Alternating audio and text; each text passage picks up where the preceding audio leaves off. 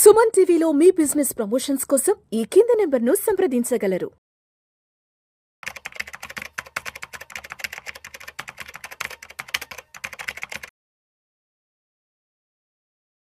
నమస్తే రేవంత్. నమస్తే అండి. Revanth, welcome to Vishnu talks. Thank you sir. So Revanth, Pahalgam incident తర్వాత భారత ప్రధాని నరేంద్ర మోడీ గారు పాకిస్తాన్తో మనకున్నటువంటి ఒక 5 దౌత్యపరమైన అంశాలను కూడా రద్దు చేసుకున్నారు అండి. వాటి గురించి ఒకసారి క్లియర్గా చెప్పగలరు? సో బేసిక్గా ఫస్ట్ వాళ్ళకి పెద్ద షాక్ అని అంటే సింధు నీటి ఒప్పందం రద్దు చేయటం. సో బేసిక్గా అది వాళ్ళకి చాలా కీలకమైంది. అంటే వాళ్ళకి సంబంధించి దాదాపు 80% అంతా కూడా అగ్రికల్చరల్ ల్యాండ్ గానే చూస్తారు, అంటే కల్టివేటింగ్ ల్యాండ్స్ గానే చూస్తారు. సో ఇప్పుడు ఈ వాటర్ని స్టాప్ చేయటం వల్ల దాదాపుగా వాళ్ళకి 16 మిలియన్ హెక్టార్స్ ఆఫ్ ల్యాండ్స్కి వాటర్ సప్లై అనేది తగ్గిపోతుంది. అండ్ దాంతో పాటుగా వాళ్ళకి దాదాపు అంటే 93% వాళ్ళకి ఇరిగేషన్ మీదనే వాళ్ళ కంట్రీ అనేది ఎక్కువగా సస్టైన్ అవుతూ ఉంటుంది. సో అటువంటి బ్యాక్ బోన్గా ఉన్నటువంటి కంట్రీకి, అంటే అగ్రికల్చర్ బ్యాక్ బోన్గా ఉన్నటువంటి కంట్రీకి వాటర్ సప్లై ఆగిపోవటం అనేది ఒక పెద్ద దెబ్బగా మారే అవకాశాలుగా ఉంటాయి. అండ్ దాదాపుగా 2 కోట్ల మంది వరకు కూడా ఆ వాటర్ మీద, డ్రింకింగ్ వాటర్ కింద దాన్ని యూస్ చేస్తూ ఉంటారు. సో దాని వల్ల అంటే కేవలం అది అగ్రికల్చర్ మీదే కాదు, ఈవెన్ వాటర్ స్కేర్సిటీ ఆ కంట్రీలో కొంతవరకు పెద్ద ఇంపాక్ట్ని క్రియేట్ చేస్తుంది. And power supply, so hydro powers, so 25% దాదాపుగా హైడ్రో పవర్ సప్లై అంతా కూడా దీని నుంచి జనరేట్ చేసే ప్రయత్నం చేస్తూ ఉంటారు. సో వాళ్ళకి పవర్ స్కేర్సిటీ ఒకటి ట్రిగర్ అవుతూ ఉంటుంది. అండ్ దాంతోపాటుగా మేజర్ సిటీస్ లాంటి కరాచీ, లాహోర్ ఇవన్నీ కూడా ఆ పర్టికులర్ ఇండస్ రివర్కి సంబంధించినటువంటి బెల్ట్ మీదనే ఎక్కువ డిపెండ్ అవుతూ ఉంటాయి. అటువంటి ఒక పెద్ద అర్బన్ ఏరియాస్లో ఈ వాటర్ సప్లై అనేది వీకెన్ అయిపోవడంతో సో ఆ అర్బన్ ఏరియాలో కూడా వాళ్ళకి సఫకేషన్ అనేది ఎక్కువగా బిల్డ్ అవుతూ ఉంటుంది. అండ్ దాంతోపాటుగా ఏమవుతుంది, అన్ఎంప్లాయ్మెంట్ రేట్ ఇంక్రీజ్ అవుతూ ఉంటుంది, లోన్ డిఫాల్టర్స్ పెరుగుతూ ఉంటారు, పవర్ జనరేషన్. సో ఓవరాల్గా ఏంటంటే వాళ్ళ ఎకనామిక్ సిస్టమ్ మీద ఎక్కువ ఇంపాక్ట్ పడుతుంది. ఆల్రెడీ పాకిస్తాన్ చాలా వీక్ ఉంది ఎకనామిక్ పాయింట్ ఆఫ్ వ్యూలో. సో ఇది వాళ్ళ ఎకానమీ మీద ఇంకా పెద్ద దెబ్బ కొట్టే అవకాశాలు ఇంకెక్కువగా కనపడుతున్నాయి.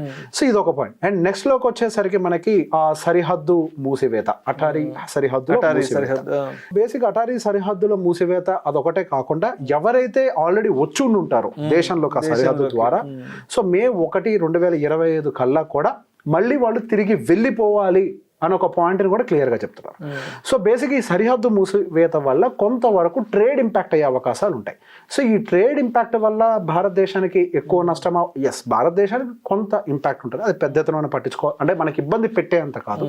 కాకపోతే ఇప్పుడు వాళ్ళు ఏదైతే మన దగ్గర నుంచి తీసుకుంటున్నారో, సో సహజంగా ఏ కంట్రీ అయినా కానీ ఇంపోర్ట్ చేస్తుంది అని అంటే వాళ్ళకి ఎక్కడి నుంచి అయితే చీపర్గా దొరుకుతుందో అక్కడి నుంచి ఇంపోర్ట్ చేసే ప్రయత్నం చేస్తుంది. సో వీళ్ళు ఇక్కడి నుంచి కనుక ఇంపోర్ట్స్ ఆగిపోతే, భారతదేశం నుంచి కనుక వాళ్ళు అక్కడికి ఇంపోర్ట్స్ ఆగిపోతే వాళ్ళకి, సో అది వాళ్ళు వేరే కంట్రీస్ మీద ఎక్కువ డిపెండ్ అవ్వాల్సిన సిచ్యువేషన్ క్రియేట్ అవుతుంది. అవి ఇంకా ఎక్స్పెన్సివ్గా మారటం, అసలుకే వాళ్ళ ఇన్ఫ్లేషన్ తారస్థాయికి చేరింది, ఇది మరింతగా వాళ్ళ ప్రాబ్లంలోకి నెట్టవేయబడుతుంది. అండ్ దాంతోపాటుగా సార్క్ వీసాలకు సంబంధించిన మినహాయింపు రద్దు.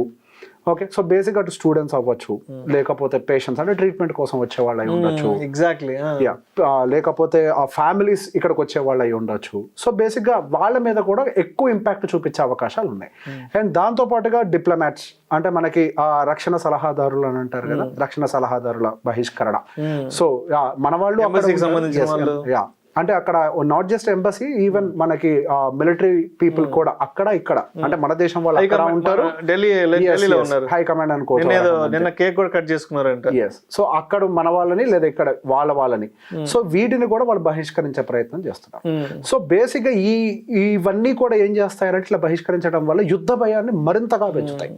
సో బేసిక్ గా వాళ్ళు ఎందుకు ఉంటారు, ఈ ప్రాబ్లం ఏదైనా వస్తే డిప్లొమాట్గా దాన్ని కొంతవరకు సాల్వ్ చేసుకునే ప్రయత్నం చేయటం. సో మేము డిప్లొమాట్గా వెళ్ళే ఆలోచనలో లేము, మేము కొద్దిగా అగ్రెసివ్గానే వెళ్తాము అనే ఒక ధోరణి ఇందులో కనిపించడం వల్ల యుద్ధ భయం వాళ్ళకి ఎక్కువగా పెరిగే అవకాశాలు ఉన్నాయి. యుద్ధం జరిగితే 2 వైపుల నష్టం జరుగుతుంది, అది ఒకవైపుగా ఉండదు, కానీ ఎక్కువ స్థాయి నష్టం అనేది వాళ్ళకి జరుగుతుంది. సో దీంతో పాటుగా మనకు కొన్ని మంచి విషయాలు ఏంటి, అటు రష్యా కానీ అమెరికా కానీ డైరెక్ట్ గా భారతదేశానికి సపోర్ట్ ఇస్తున్నాయి. ఎటువంటి కండిషన్ లో అయినా సరే మేము మీతో పాటుగా నిలబడతాం, ఎంతటి యుద్ధానికైనా మేము సిద్ధంగా ఉన్నాం అని ఒక భరోసాని ఇవ్వడం. సో బేసిక్ గా ప్రపంచంలో ఉన్నటువంటి 2 పెద్ద దేశాలు ఇటువైపు ఇండియా వైపుగా కొంతవరకు సపోర్ట్ నిలబడడం అనేది మంచి విషయమే. ఇప్పుడు సహజంగా యుద్ధం జరుగుతుందా అని అంటే ఇక్కడ ఇంకో పాయింట్ ఏముంటే చైనా ఎవరికి సపోర్ట్ చేస్తారు. సో ఇప్పుడున్నటువంటి కండిషన్ లో ఎవరికి సపోర్ట్ చేసే సిచ్యువేషన్ కాదు. రెండోది, ఇది టెర్రరిజంకి సంబంధించినటువంటి ప్రాబ్లం. ఓకే, సో ఇటువంటి సమస్య ఒకటి ట్రిగ్గర్ అయినప్పుడు ఏ దేశం కూడా సహజంగా అటువైపుగా సపోర్ట్ చేసే అవకాశాలు లేవు. వాళ్ళు అవుట్ రేట్గా మేము టెర్రరిజంకి సపోర్ట్ చేయము అనే యాక్షన్స్ తీసుకుంటే తప్పించి మేము వీటి మీద అంటే విత్డ్రా చేసుకోము, మీ ఇచ్చినటువంటి కాల్స్ విత్డ్రా చేసుకోమని చాలా క్లియర్గా చెప్తున్నారు. సో గోయింగ్ ఫర్దర్ దీని యొక్క ఇంపాక్ట్ ఎక్కువగా అటు పాకిస్తాన్ మీద ఉంటుంది, మన భారతదేశం పెద్ద స్థాయి ఇంపాక్ట్ ఉండే అవకాశాలు అయితే ఎక్కువగా లేవు. బట్ ఇవన్నీ కూడా టెంపరీ హికప్స్ కింద మనకి ఇటు మార్కెట్స్లో అవ్వచ్చు, మనకి వార్తల్లో కూడా టెంపరీ హికప్స్గా మాత్రమే కనపడుతూ ఉంటాయి. ఎక్కువ స్థాయిలో నష్టం జరిగేది మాత్రం Pakistan. Thank you so much. Most welcome.